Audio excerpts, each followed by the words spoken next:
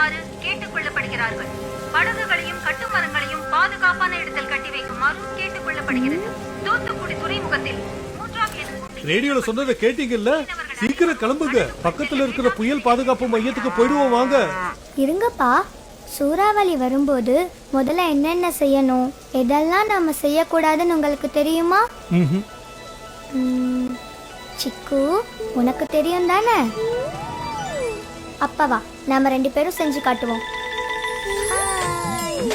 சிக்கு, முதல்ல என்ன செய்யணும்னா ஆதார் கார்டு, ரேஷன் கார்டு, வீட்டு பத்திரம், இது மாதிரி முக்கியமான ஆவணங்களை பாதுகாப்பான இடத்துல வைக்கணும். பீரோல வச்சிடுறேன். அதெல்லாம் குடிச்சிக்கு. பேட்டரி, டார்ச் லைட், ரேடியோ, இது எல்லாத்தையும் அவசியம் நம்ம கூட எடுத்துக்கணும்.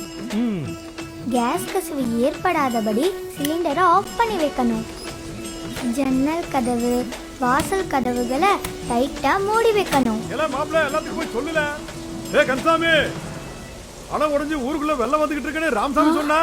எல்லாரும் சீக்கிரம் கிளம்புங்க. அட சீக்கிரம் கிளம்பல.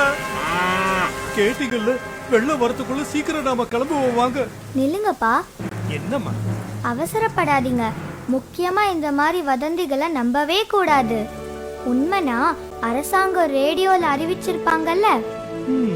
தேவையான உணவுப் பொருட்கள், மருந்து, மாத்திரை, குடிநீர், இது எல்லாத்தையும் எடுத்துக்கணும். மழை கொஞ்சம் நின்று இருக்கு, இப்ப வாங்க போலாம்.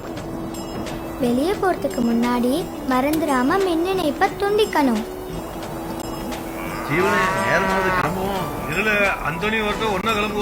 ஐயா, பழைய கட்டடத்துக்கிட்ட நிக்காதீங்க. அப்படியாமா?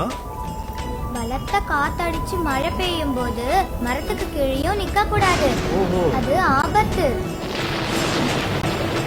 புயல் வரும்போது இப்படி மேல் தளத்துல இருக்க கூடாது. வேடிக்கையும் பார்க்க கூடாது. கீழே வாங்க. கேட்டல, வா போலாம்.